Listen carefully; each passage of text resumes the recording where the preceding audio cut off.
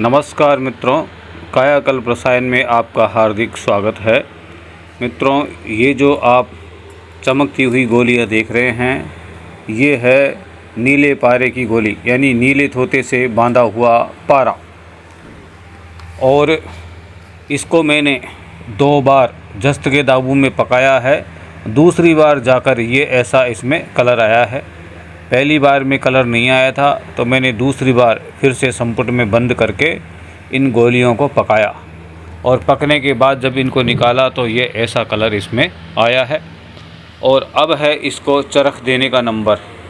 इसको चरख कैसे दिया जाता है वो भी आपको इसी वीडियो में बता देते हैं कि इन गोलियों को चरख कैसे दिया जाता है। पहले तो मैं आपको ये बता देता हूँ कि इन गोलियों को मैंने कायम कैसे किया है, वो मैं आपको बता। इन गोलियों को कायम करने के लिए 30 ग्राम जस्ते की भस्म जो बेलपत्र से बनी हो किसी संपुट में बिछा दें। फिर उसके ऊपर एक पारिद की गोली रख दें। फिर गोली के ऊपर फिर से 30 ग्राम जस्ते की भस्म रख दें और इसको ढक्कन लगाकर अच्छी तरह कपड़ मिट्टी कर दें। कपड़ मिट्टी करने के बाद इसको 100 ग्राम उपलों की आंच दें, फिर 200 ग्राम की, फिर 300 ग्राम की, फिर 400 ग्राम की, फिर 500 ग्राम की, फिर 600 ग्राम की और लास्ट में 700 ग्राम की। एक आंच जब ठंडी हो जाती है तब दूसरी आंच दी जाती है। इस तरीके से 700 ग्राम तक की आंच देने के बाद ये पारे की गोलियां कायम हो जाती है और इस तरह से ये कलर में आ जाती है। और अब बारी आती है इनको चरख देने की, यानी इसको मेल्ट कैसे किया जाए। मेल्ट करने को ही चरख देना बोला जाता है। तो अब आपको ये बताते हैं। इन गोलियों को मेल्ट करने के लिए आप ऐसा करें, एक मिट्टी का संपुट ले लें, उसमें 30 ग्राम गुड़ अच्छी तरह कूट पीट कर नीचे लुगदी की तरह उसको बिछा दें अच्छी तरह से। फिर गुड़ के ऊपर 30 ग्राम जस्ते की भस्म बिछा दें जो आपने बेलपत्र से बनाई है। फिर जस्ते की भस्म के ऊपर 1 ग्राम पिसा हुआ नौसादर बिछा दें, जो कायम नौसादर है उसको बिछा दें। फिर उसके ऊपर ये पारद की गोली रख दें, चपटी सी जो आपने बना रखी है। और पारद की गोली के ऊपर आपको 30 ग्राम जस्ते की भस्म बिछा देनी है और जस्ते की भस्म के ऊपर 30 ग्राम गुड़ बिछा देना है और ढक्कन लगाकर अच्छी तरह से चारों तरफ से 3 बार कपड़ मिट्टी कर देनी है और इसको अच्छी तरह धूप में सुखा देना है। सूखने के बाद इसको 5 किलो गोबर वाले उपलों की अग्नि देनी है। अग्नि ठंडी होने के बाद जब आप अंदर से इसको निकालेंगे तो ये गोली आपको चरख खाई हुई मिलेगी और गोल्डन कलर में निकलेगी।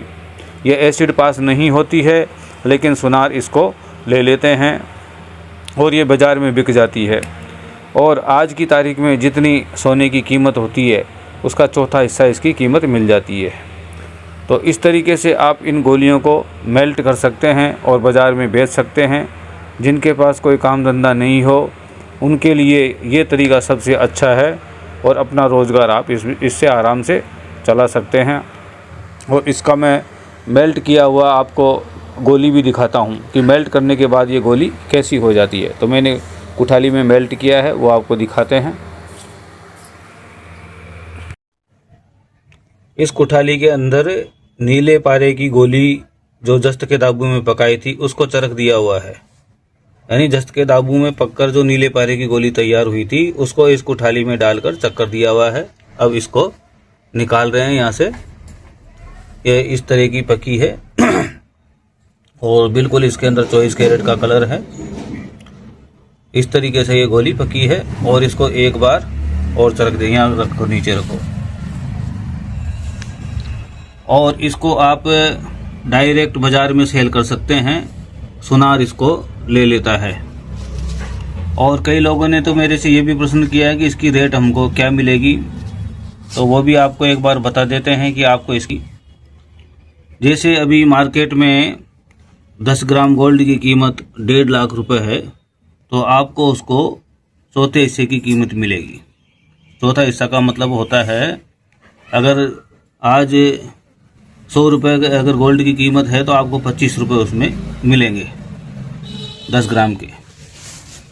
थोड़ा सा ये उदाहरण आप समझ के चलें।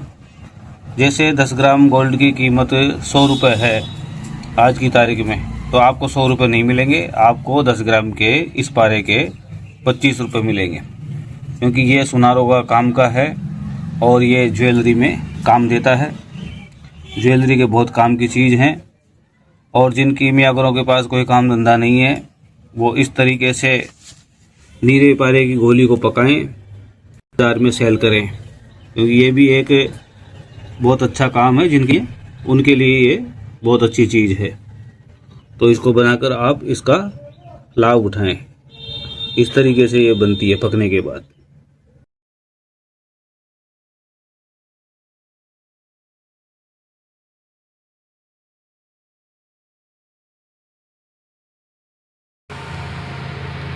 अब मैं आपको इसका तरीका बताता हूँ कि इस गोली को बनाया कैसे जाता है। आप एक लीटर वाला बीकर ले लें, उसमें आप 300 ml डिस्टिल वाटर डाल दें, और डिस्टिल वाटर डालने के बाद उसमें 50 ग्राम पारा डाल दें। 50 ग्राम पारा डालने के बाद 100 ग्राम नीला तोता डाल दें जो लैब ग्रेड का हो, और इसको अच्छी तरह हॉट प्लेट के ऊपर पकाएं या फिर गर्म तवे के ऊपर पकाएं, और जब तक इसमें उबाल नहीं आ जाए तब तक आप इसका इंतज़ार करें। जब इसमें अच्छी तरह उबाल आ जाए तो आपको चुटकी चुटकी चुटकी चुटकी करके इसमें आपको एस्कॉर्बिक एसिड डालना है। एस्कॉर्बिक एसिड ये बाज़ार में मिल जाता है आराम से। और एस्कॉर्बिक एसिड आपको कितना डालना है, ये डालना है आपको लगभग 25 से 30 ग्राम, इससे ज़्यादा नहीं डालना है। इससे क्या होगा, इसमें जितना भी कॉपर होगा नीले तोते में उसको पारा खा लेता है, और पारा शुद्ध तांबे को ही खाता है। इसमें से जो बेकार तांबा होता है उसको नहीं खाता है, जो बिल्कुल प्योर है उसको पारा खा लेता है, और पारा इस तांबे को खाकर बंध जाता है, गाढ़ा हो जाता है। तो इसको आप अच्छी तरह पका लें, और लगभग 1 घंटे बीकर में ही पकता है पारा। उसके बाद आप इसको खरल में डालें, गर्म पानी से 2 या 5 बार इसको धो दें। धोने के बाद अच्छी तरह इसको रगड़ाई करें, खरल करें, और इसको गर्म नींबू के रस से भी खरल करना है। लगभग आधा घंटा खरल कर लें। उसके बाद कपड़े से निचोड़कर इसकी टाइट गोलियां बनाकर आप एक चीनी के कप में रख दें और नींबू के रस से उसको भर दें। 24 घंटे में ये गोली टाइट हो जाती है बिल्कुल। इस प्रकार ये गोलियां बनाई जाती है। अब नंबर आता है कि इसको जस्त के दाबू में कैसे पकाएं, तो वो मैंने आपको क्रिया बताई दी है कि जस्त के दाबू में बढ़ती हुई आंच दी जाती है 700 ग्राम तक। तो 700 ग्राम तक आंच देने के बाद ये गोली कायम हो जाती है, और बड़े धैर्य के साथ इस काम को करना पड़ता है। इसमें जल्दबाजी नहीं चलती है, बिल्कुल भी आप जल्दबाजी नहीं करें इस काम में, वरना असफलता हाथ लगती है। और 700 ग्राम की आंच देने के बाद ये गोली आपकी कायम हो जाती है। और कायम करने के बाद मैंने आपको इसका चरख देने का तरीका, यानी इस गोली को मेल्ट करने का तरीका भी आपको बता दिया है। मेल्ट करने के बाद ये गोली कंप्लीट हो जाती है। और अब कई लोगों के मन में ये भी सवाल आएगा, क्या इसमें हम बराबर का गोल्ड नहीं मिला सकते हैं? मिला सकते हो, बिल्कुल मिला सकते हैं, लेकिन सिर्फ गोल्ड मिलाने से इसमें टंच नहीं आते हैं। कंप्यूटर पर जब आप टेस्ट करवाएंगे गोल्ड को अलग दिखाएगा और नॉन मेटल अलग दिखाएगा। ये पारा नॉन मेटल में आता है, इसको कंप्यूटर नॉन मेटल बताता है। अब आप सोचेंगे कि इतनी मेहनत करके हमको क्या फ़ायदा? तो फ़ायदा ये है कि आज की तारीख में जितनी गोल्ड की कीमत है उसका चौथा हिस्सा आपको इसकी कीमत मिल जाती है। तो ये चांदी से तो कई गुना ज़्यादा है, तो आपको इसमें फ़ायदा ही फ़ायदा है। और जो लोग इसको गोल्ड में कन्वर्ट करना चाहते हैं उनके लिए भी तरीका है।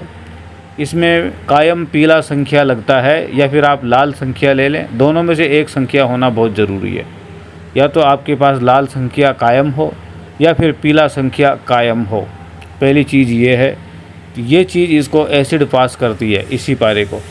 और गोल्ड मिलाने के बाद इसको चरख दिया जाता है। चरख देने के बाद इसमें एक रत्ती कायम नौसादर डाला जाता है, तब जाकर ये कंप्यूटर पास होता है।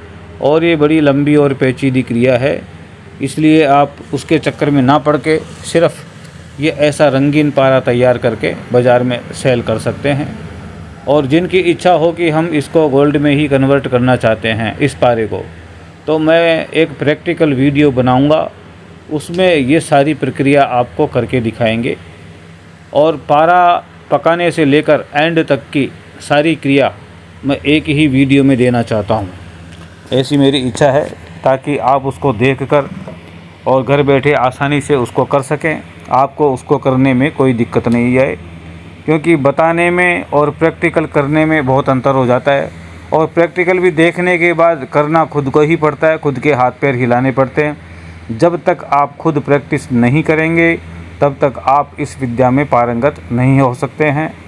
और एक बात मैं आपको और बता देता हूँ, आजकल रसायन के नाम पर ठगी भी बहुत ज़्यादा हो रही है, तो आप ऐसे ठगों से सावधान रहें। अब सावधान कैसे रहें, आप पहचान कैसे करेंगे कि ये ठग है या सही है, कैसा आदमी है? ठगों की पहचान ये होती है कि ठग हमेशा शास्त्रों के विपरीत क्रिया बताते हैं, जिनका कोई सिर पैर नहीं होता है। और जो नए लोग होते हैं, जिनको अभी साल 2 साल इसमें कीमिया में आया हुआ होता है, तो वो लोग इनके चक्कर में आ जाते हैं, उनको सही मान लेते हैं और अपने आप को लुटा बैठते हैं। मैंने भी ऐसे ठगों के चक्कर में लाखों रुपए लुटाया है, अपना खूब नुकसान किया है, उसके बाद ही इसमें पारंगत बने हैं। और अब हमको इसमें कोई बेवकूफ़ नहीं बना सकता है, क्योंकि अब इतना इसमें एक्सपीरियंस हो गया है। तो आप ठगों से सावधान कैसे रहेंगे, मैंने आपको तरीका बता दिया है। जो लोग शास्त्रों के विपरीत आपको क्रिया बता रहे हैं, वो सब लोग ठग हैं। कई लोग आपको ऐसा भी मिलेंगे जो ये बोलते हैं और इस बात का दावा करते हैं कि हम 10 मिनट में ही पारे को कायम कर देंगे। तो मैं आपको बता देता हूँ, कभी भी 10 मिनट में पारा कायम नहीं होता है, ऐसा कोई भी विधान नहीं है। एक विधि ज़रूर है जिसमें अंडा, पोटास और ये संख्या 2 चीज़ ली जाती है और उससे पारा कायम होता है, और चांदी के टेम्परेचर पर चला जाता है। लेकिन वो पारा इतना फूटक होता है कि कोई काम का नहीं रहता है, वो पारा बिल्कुल भी काम नहीं आता है। मैंने बनाकर उसको देखा है, तो उसमें भी टाइम लगता है, वो भी 10 मिनट की विधि नहीं है। तो ऐसे लोग क्या करेंगे, आपसे किलो 2 किलो पारा मंगवा लेंगे और फिर आपको गोलियां देते रहेंगे कि आज हमको टाइम नहीं है, आज तबीयत ठीक नहीं है, अब हम वो बूटी लेने जा रहे हैं, अब हमको वो केमिकल मिला नहीं है, हम उसके लिए जाएंगे, ऐसा करेंगे वैसा करेंगे। तो आपसे पारा भी लेके रख लेंगे, आपका और भी कोई सामान मंगा लेंगे, लेकिन करेंगे कुछ नहीं, क्योंकि ऐसे लोगों को कुछ आता नहीं है। ये लोग सिर्फ ठग होते हैं, और रसायन की इनको कोई जानकारी नहीं होती है, बस 2-4 किताबें पढ़ लेते हैं और बकवाद करना शुरू कर देते हैं। और जो भोले भाले लोग होते हैं, जो नए लोग होते हैं, जो जिनको अभी 2-3 साल हुआ है, तो उनको कोई जानकारी होती नहीं है, वो लोग इनके चक्कर में आ जाते हैं। तो मैं भी पहले बहुत ठगाया हूँ ऐसे लोगों के चक्कर में, और ऐसे एक ही नहीं, ऐसे सैकड़ों लोग हैं, सैकड़ों, एक दो नहीं है। तो मैंने भी किसी को 1 किलो पारा दिया, किसी को 1.5 किलो दिया, किसी को आधा किलो दिया, कोई तो 2-2 किलो पारा ले गया, और फिर चक्कर काटते रहे उनके, हाँ अब करेंगे अब करेंगे। तो होता जाता कुछ है नहीं, क्योंकि बातों से कभी भी पारा कायम नहीं होता है, बातें करने से नहीं होता है। एक अबरक ही ऐसी चीज़ है जो पूर्ण रूप से पारद को अग्नि स्थायी करता है, और इस काम में बहुत तगड़ी मेहनत है। जो लोग परिश्रमी हैं, मेहनत करना जानते हैं, जो मेहनत से जी नहीं चुराते हैं, वही लोग इस काम को कर सकते हैं। ऐसे बातें करने से काम नहीं होता है, तो आप ऐसे लोगों से सावधान रहें। अभी कुछ ही दिन पहले मेरे पास एक पंजाब से फ़ोन आया था किसी सरदार का, तो व्हाट्सएप कॉल उन्होंने कर दिया, नंबर ले लिया यूट्यूब से और कॉल लगा दिया, और मैं था सफ़र में उस टाइम पे, तो दिमाग वैसे ही ख़राब था। तो वो बोल रहे थे कि मैं आपको एक ज़रूरी बात बताना चाहता हूँ। तो बताओ वही क्या ज़रूरी बात है? तो वो बोल रहा था कि डायमंड में क्या होता है पता है? नहीं भाई, हमको तो कुछ नहीं पता है, हम जानते ही नहीं है। गंधक में क्या होता है, तांबे में क्या होता है, पारे में क्या होता है? भाई हमको नहीं पता है, तुम ही बताओ भाई, तुम्हें पता है तो बता दो क्या होता है। तो वो बोल रहा था इन सब के अंदर लोहा होता है। भाई ये नया वैज्ञानिक कहाँ से आ गया है भाई, कहीं गांजा पी के तो नहीं आया है? फिर बोल रहा है कि मैं जो पारा कायम करता हूँ वो 25,000 डिग्री तक पारा कायम रहता है। अरे भाई 25,000 डिग्री वाले, कहीं तू गांजा फूंक के तो नहीं आया है? 25,000 डिग्री बोलते किसको हैं पहले ये तो बता। 25,000 डिग्री में ना तो तेरा मकान रहेगा, ना तो खुद जिंदा बचेगा, फिर ये सब क्रिया कहाँ से बचेगी? 25,000 डिग्री का मतलब समझता है? फिर मैंने उसका फ़ोन काटा, उसको ब्लैक लिस्ट में डाला। तो ऐसे ऐसे भी पागल लोग होते हैं जो कुछ भी बोल देते हैं, तो आप ऐसे लोगों से भी सावधान रहें। और एक बात और बोल रहा था कि मैं एक ऐसी अक्सीर बनाता हूँ जो 1 किलो तांबे में सिर्फ 1 ग्राम डालो और पूरा का पूरा तांबा कन्वर्ट। तो ऐसे लोगों से आप सावधान रहें। आपके पास भी ऐसे लोगों के कॉल आ सकते हैं, क्योंकि कीमियागर क्या है, किसी न किसी ग्रुप में ज़रूर जुड़े होते हैं और ग्रुप में से क्या है और लोगों को आपके नंबर मिल जाते हैं और फिर वो आपको फ़ोन करना शुरू कर देते हैं। इसलिए मैं आपको बार बार कहता हूँ कि ऐसे लोगों से आप सावधान रहे हैं।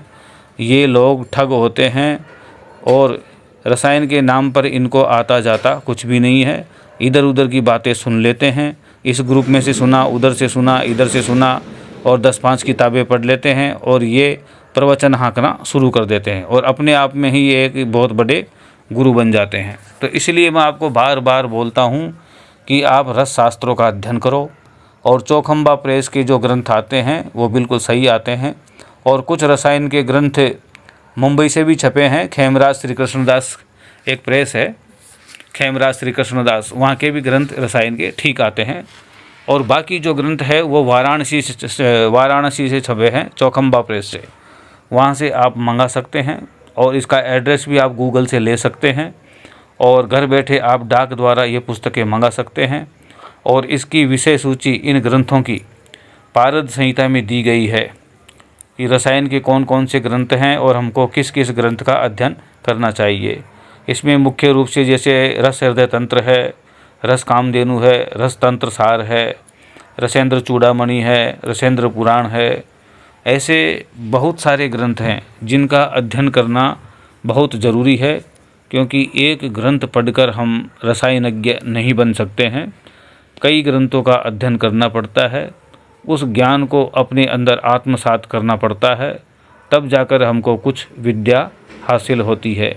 ये इतना सरल काम नहीं है, ये एक प्रकार की तपस्या है, ये एक प्रकार की साधना है और इसको जब तक हम समर्पित भाव से नहीं करेंगे तब तक इसमें कामयाबी मिलना बड़ा ही मुश्किल काम है। तो आप ध्यान रखें, ये एक साधना है, पूरी लगन के साथ और पूरे धैर्य के साथ इस साधना को करना पड़ता है, मन को इसमें एकाग्र रखना पड़ता है।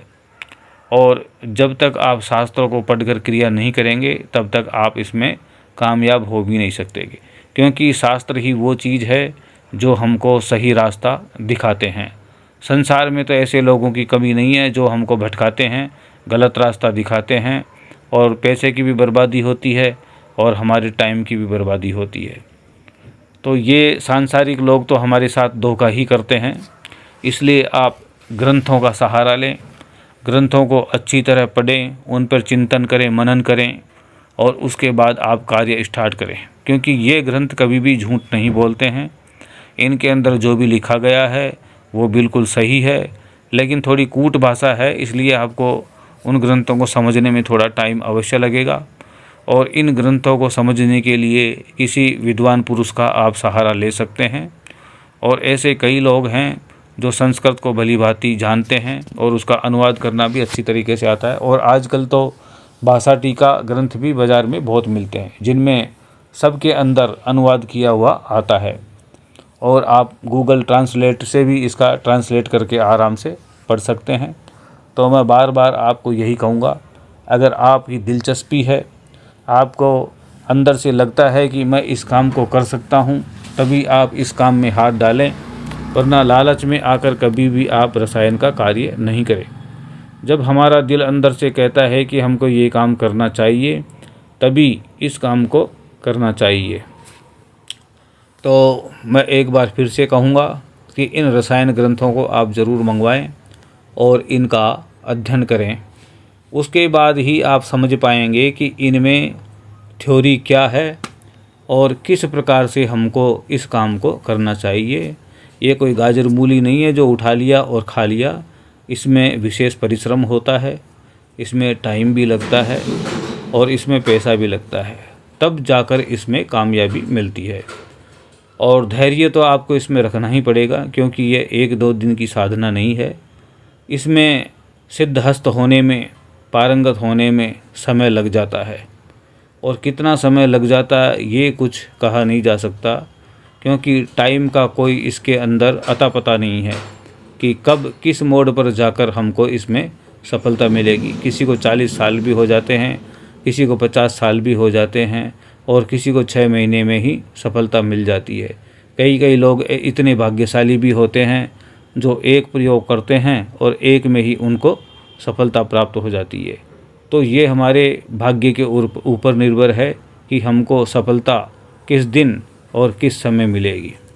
तो आप ग्रंथों का अध्ययन करें और अच्छी तरह चिंतन और मनन करने के बाद ही इस कार्य को स्टार्ट करें। मैं बस आपसे इतना ही कहना चाहता हूँ। और अगर आपके मन में कोई शंका हो तो व्हाट्सएप नंबर पर आप मैसेज कर सकते हैं। जैसे ही मुझे समय मिलेगा तो आपके प्रश्न का उत्तर ज़रूर देंगे।